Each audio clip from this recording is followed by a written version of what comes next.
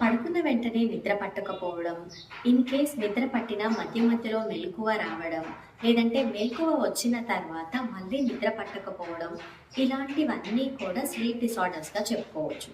So, ఇలాంటి నిద్రలేమి సమస్యలు మీకేదైనా ఉన్నట్టయితే ఈ వీడియోని ఎండ్ వరకు చూడండి. మంచి మంచి యూజ్‌ఫుల్ అండ్ ఎఫెక్టివ్ టిప్స్ నేను షేర్ చేయబోతున్నాను.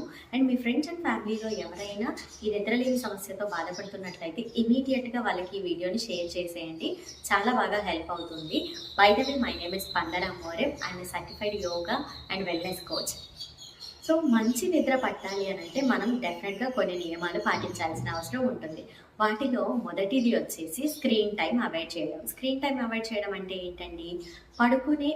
పడుకునే టైంకి ఒక 2, 3 గంటల ముందు నుంచి టీవీ చూడటం గానీ, ల్యాప్‌టాప్ చూడటం గానీ, లేదంటే ఫోను చూడటం కానీ ఆపేసేయాలి. ఇలా స్క్రీన్ టైమ్‌ని అవాయిడ్ చేయడం వల్ల మన బాడీలో మెలటోనిన్ హార్మోన్ అనేది ప్రాపర్‌గా ప్రొడ్యూస్ అవుతుంది. లేదంటే మనం అలాగే పడుకునేంత సేపు వరకి కూడా మొబైల్ గానీ, ల్యాప్‌టాప్ కానీ చూడటం వల్ల బాడీలో మెలటోనిన్ హార్మోన్ అనేది రిలీజ్ అవ్వదు. సో దట్ మీకది నిద్రలేమి సమస్యకి దారితీస్తుంది.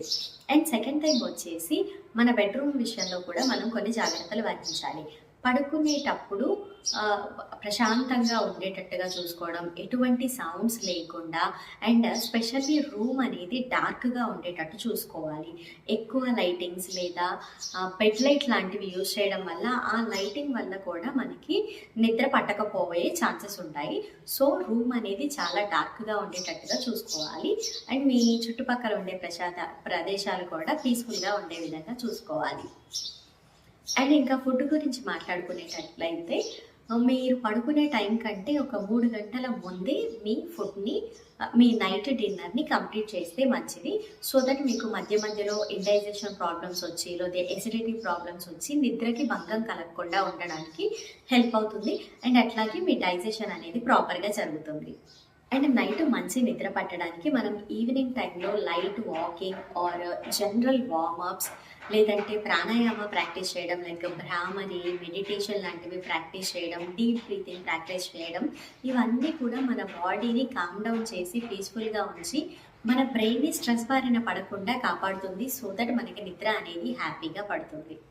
అండ్ ఇంకొకటి ఏంటంటే ఈవినింగ్ ఆఫ్టర్ 4 టీ, కాఫీలని అవాయిడ్ చేస్తేనే మంచిది. బికాస్ వాటిలో ఉండే కెఫైన్ అనేది మన బాడీని మళ్ళీ రీజెన్యువేట్ చేస్తుంది, యాక్టివేట్ చేస్తుంది. సో దట్ మళ్ళీ మనం పడుకోవాలి అనుకునే టైంకి నిద్ర పట్టకపోవడానికి ఇదొక రీజన్ అని చెప్పుకోవచ్చు.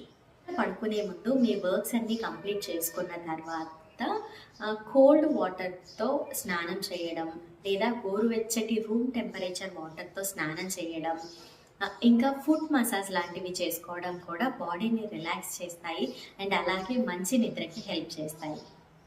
అండ్ వీటన్నిటితో పాటు మంత్ర చాంటింగ్ ఆర్ మీకు ఇష్టమైన శ్లోకాలు ఏవైనా చదువుకోవడం, లేదంటే మంచి సూదింగ్ ఇచ్చే మ్యూజిక్‌ని వినడం, అది కూడా చాలా తక్కువ వాల్యూమ్‌తో వినడం వల్ల మీకు పీస్‌ఫుల్‌గా ఉంటుంది, నిద్ర బాగా పడుతుంది.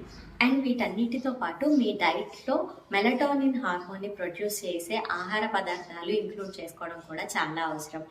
ఈ టిప్స్ అన్నీ కూడా మీకు హెల్ప్ అవుతాయని నేను అనుకుంటున్నాను. అండ్ ఇటువంటి మరిన్ని ఇన్ఫర్మేటివ్ వీడియోస్ నేను ఎప్పటికప్పుడు షేర్ చేస్తూనే ఉంటాను. ఈ వీడియో మీకు నచ్చినట్లయితే లైక్ చేయండి, మీ ఫ్రెండ్స్ అండ్ ఫ్యామిలీ మెంబర్స్‌కి షేర్ చేయండి.